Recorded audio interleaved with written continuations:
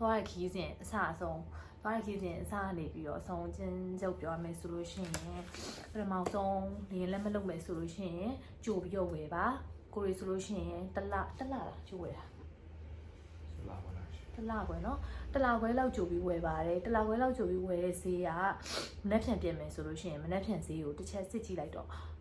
ကိုရီဝယ်တော့8သိန်း8000ဆိုရင်အခု18သိန်းကျော်သွားပါပြီ10သိန်းဟပါတယ်တလခွဲတဲ့နဲ့အဲ့တော့ကြိုပြီးတော့လက်မှတ်ကိုအသွားပြန်စီစဉ်မှာပြီးတော့ဗီဇာလျှောက်တာကြတော့သူများတွေက10ရက်လောက်ကြာတယ်လို့ပြောတယ်ကိုရီကျတော့3ရက်ထင်းနေရပါတယ်ဗီဇာကိုလည်းတည်ချာလျှောက်ပါဗီဇာကတော့လွယ်ပါတယ်အရင်ကမခက်ခဲဘူးကိုယ့်ဘက်ကိုလျှောက်လို့ရတယ်စာပေ app ပဲဆိုလို့ရှိရင်လည်းစာပေတီတော့သူတို့ဒီလက်ခံတဲ့ဟာရောရှိရပေါ့နော်အဲ့လောက်ကြည့်လဲစာပေ app လောက်တဲ့ထိလည်းမခက်ခဲဘူးထင်တာပဲကိုရီဆိုလဲကိုယ့်ဘက်ကိုပဲ try ကြည့်တာပေါ့နော်လင်းလက်မှတ်လည်းကိုယ့်ဘက်ကိုပဲလို့ရပါတယ်ပြီးတော့နောက်ဗီဇာလည်းကိုယ့်ဘက်လျှောက်လို့ရပါတယ်ပြောရရင်immigration မှာဖြတ်တဲ့အချိန်မှာလည်းအရင်စိတ်ပူစရာမလိုပါဘူးသူတို့ဘက်ကိုဝင်တဲ့အချိန်မှာဆိုလို့ရှိရင်သူတို့မေးတာတော့ဒါဘာလာလောက်တာလဲဘယ်နည်းနေမှာလဲဟိုတယ် booking လုပ်ထားလားဘယ်ဟိုတယ်လဲဗမာတိန်းမှာလဲ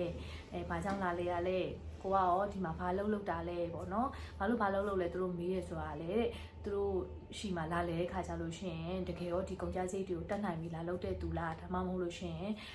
ဒီမှာပဲလာပြီးတော့အလဲလို့ပြပြီးတော့နေပြီးလုံးမဲ့သူတွေလားဆိုတာကိုသိချင်လို့သူတို့ဒီတိုင်းမေးတာပေါ့နော်အဲ့ဒါကိုစစ်ဆေးနေတယ်လို့မျိုးမဟုတ်ဘဲနဲ့သူတို့ ਨੇ ပုံမှန်တိုင်းစကားပြောသလိုမျိုးဖြည့်ပေးလိုက်ပါဆိုရင်တော့အဆင်ပြေပါတယ်ပေါ့ပါပဲဖြည့်လို့ရပါတယ်ပြီးတော့လို့ရှိရင်အဲ့ရနေပြီးတော့အပြင်ဒီစိတ်ကနေပြီးတော့ဒါအခုကိုရီကျတော့ပထမဆုံးသွားတာကလကတ္တာကိုရင်သွားတာပေါ့နော်ကလကတ္တာကျတော့ရန်ကုန်ကနေသွားမယ်ဆိုရင်ဒေလီကျတော့ဒေလီထိဆိုရင်ဈေးကြီးရယ်ကလကတ္တာကျတော့ဈေးသက်သာဆိုပြီးတော့ကလကတ္တာကနေဂါရကူးမယ်ဆိုရွေးလိုက်တာဒါပေမဲ့ကလကတ္တာရောက်တဲ့အချိန်ကျတော့ဒီမှာလဲလို့ရတဲ့နေရာတွေလည်းရှိတယ်အဲ့မှာလည်းတကယ်နာမည်ကြီးအထင်ကြီးอ่ะပေါ့နော်တကယ် museum တွေ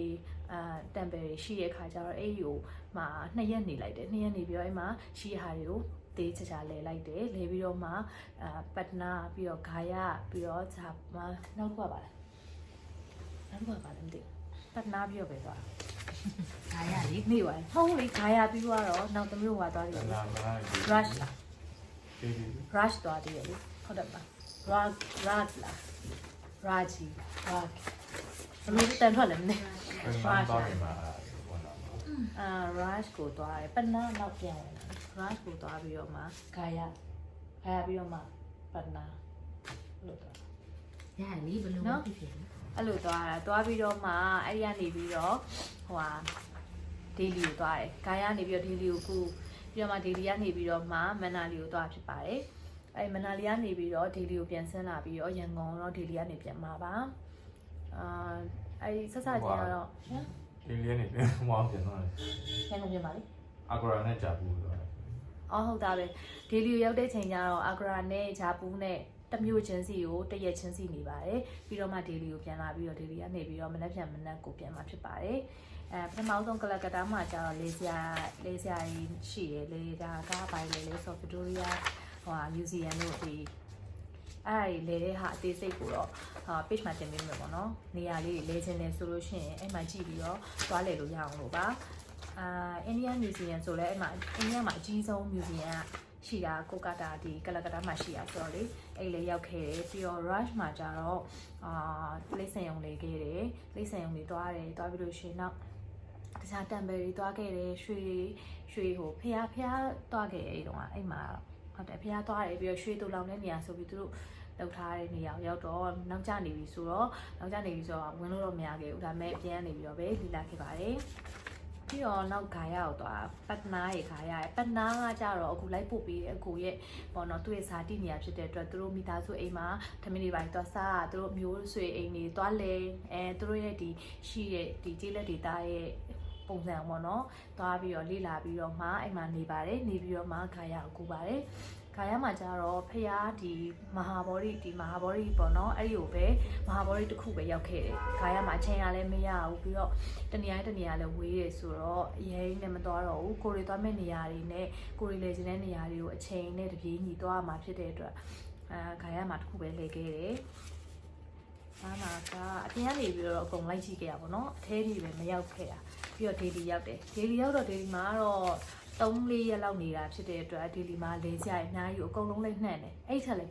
ဒီ list ထဲမှာကိုယ့်အကို season ထား list ထက်လည်းပို့ပြီးတော့လည်းရောက်ခဲ့တနေရာနဲ့တနေရာကကူးရတာကအဲ့ဒီလီရောက်သွားတဲ့အချိန်ကျတော့သူက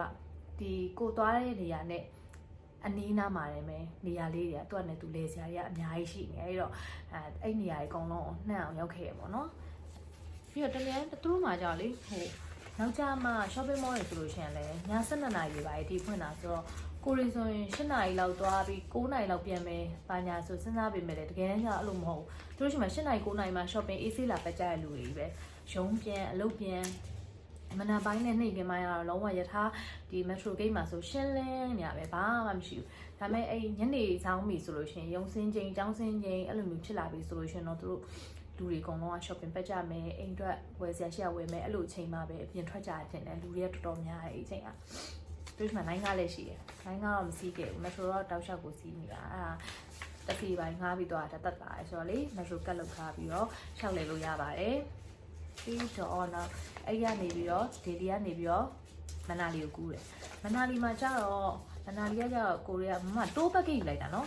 ်မနာလီကကျတော့ဒီ site view ကြည့်ရတခုရယ်နောက်တစ်ခုကကျတော့ဒီဒေဒီကနေပြီးတော့မနာလီဒီကားနဲ့ကူးတယ်ပြီးတော့နောက်အဲ့ဒီမှာဟိုတယ်တဲမယ်ဟိုတယ်တဲတော့လေတကယ်ရှူကင်လှတယ်မြင်ရပြင်ထွက်လိုက်တာနဲ့တကယ်နှင်းတောင်မျိုးမြင်ရတဲ့ဟိုတယ်မှာတိတ်တာပါပြီးတော့မှသူတို့အဲ့ရနေပြီးတော့site view တွေရှောက်ကြည့်ပြီးလို့ရှိရင်ကိုလုတ်ချင်တဲ့အဲ့ရပေါ့နော်နှင်းနေနဲ့ပတ်သက်တဲ့ activity တွေပြီးတော့သူတို့ရှိမှရှိနေတဲ့ paragliding စီးတာတို့ပြီးတော့နောက်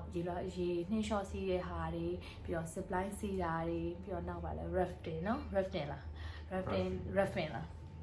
rafting စီးရအဲ့ဒါကြတော့ဒီလှေဟိုပေါ့မြစ်တယ်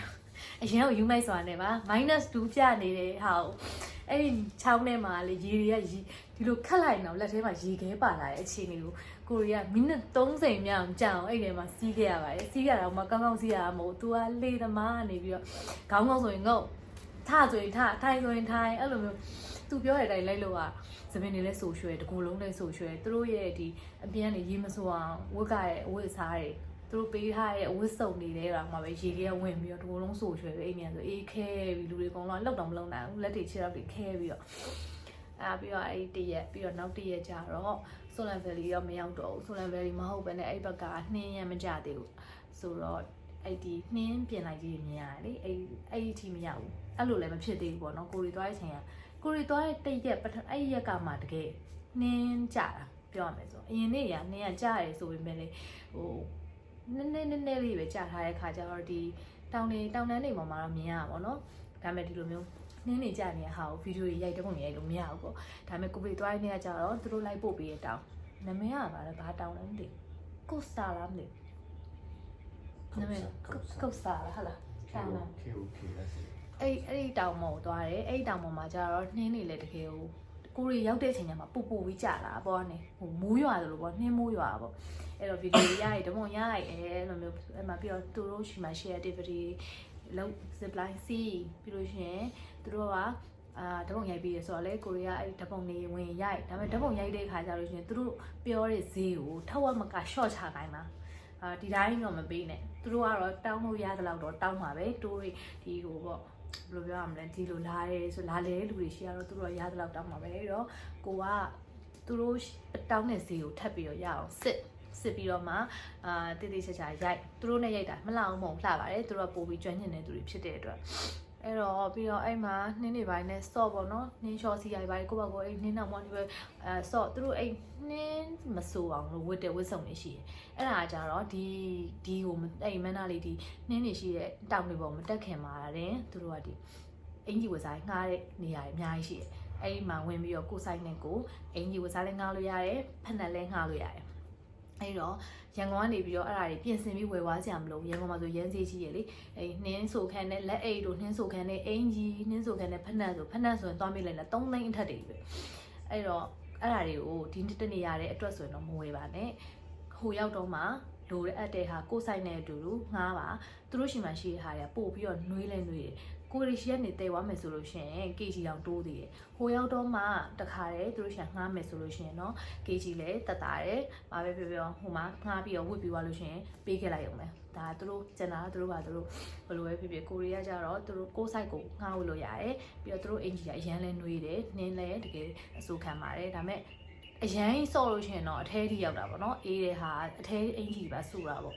ဒါပေမဲ့ဟိုလိုကြီးရေလောင်းချသလိုဆူရွှဲရမျိုးတော့မဖြစ်ပါဘူးအဲ့တော့ဖက်နက်တေးဆိုလဲငှားလို့ရပါတယ်အဲသူတို့ရှာငှားရဖက်နက်ကတော့ပိုကောင်းတာပေါ့လူတိုင်းနဲ့ဒီလိုပဲငှားပြီးသွားလာနေကြတာပါ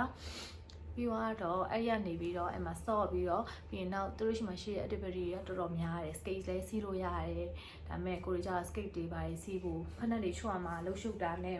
မဆော့ခဲ့ဘူးစီးခဲ့ဘူးပေါ့နော်ပြီးတော့လူတွေကအဲ့မှာနှင်းထဲမှာဆော့ထားတဲ့အချိန်လေးခြေထောက်တွေလက်တွေလို့အေးခဲပြီးတော့ကိုကြီးကဆန်းရတာအမတော်တော်ပင်ပန်းပါတယ်လက်တွေခြေထောက်တွေလည်းကိုက်နာကျင်ပြီးတော့အရန်အေးတော့လေအဲ့တော့အဲ့ရနေပြီးတော့ပြန်ဆင်းပြီး supply စီးပြီးတော့အဲ့မှာဘာလုပ်ခဲ့လဲဆိုတော့ paragliding စီးခဲ့ paragliding စီးတာလည်းအရန်တဲထရင်ပို့တော့တအားဖြစ်တယ်ဘယ်လိုတဲထရင်ပို့ရလဲဆိုသူတို့ကလေအမြင့်ကြီးကိုလေဟိုအမြင့်ကိုခေါ်သွားလေတောင်ဟိုထိတ်ကြီးကိုခေါ်သွားပြီးတော့မှတောင်ဆောင်လိုနေရာမျိုးမှာအဲ့ရနေပြီးအရှိန်နဲ့လို့ပြေးဆင်းခိုင်းတာဒီနောက်ကတော့တယောက်ပါပေါ့နော်သူတို့ဟိုဒါကိုစီးဖို့တော့ကိုတယောက်ထဲတော့သွားစီးရတာမဟုတ်ပါဘူးနောက်မှတယောက်တူတူစီးရမယ်လို့ပါတယ်ပါပြီးတော့အဲ့လိုမျိုးဟိုသူတို့ပြေးဆင်းခိုင်းတဲ့အချိန်မှာအရှိန်နဲ့တခါတည်းတောင်ကနေလွင့်ပြီးတော့ဒီလိုမျိုးဒီပုံမှာပြန်သွားတဲ့ပုံစံမျိုးဆိုတော့ရမ်းမိုက်ပါတယ်အဲ့ဒါကတော့တကယ်တမ်းစီးမယ်ဆိုတော့ကြောက်ဖို့မကောင်းပါဘူးကိုလည်းကြောက်ဖို့ကောင်းမယ်လို့ထင်ခဲ့ရဒါပေမဲ့တကယ်တမ်းဆိုလို့ရှိရင်ကြောက်ဖို့လုံးဝမကောင်းပါဘူးအဲ့တော့ try ကြည့်တဲ့နေရာမှာပါပါတယ်လှေစီးရတော့ try ကြည့်ပါတော့မပြောဘူးเนาะရေအရန်အေးတဲ့ဟာဖြစ်တဲ့တော့ကိုယ့်ဘာကိုစဉ်းစားပြီးတော့လုပ်ပါ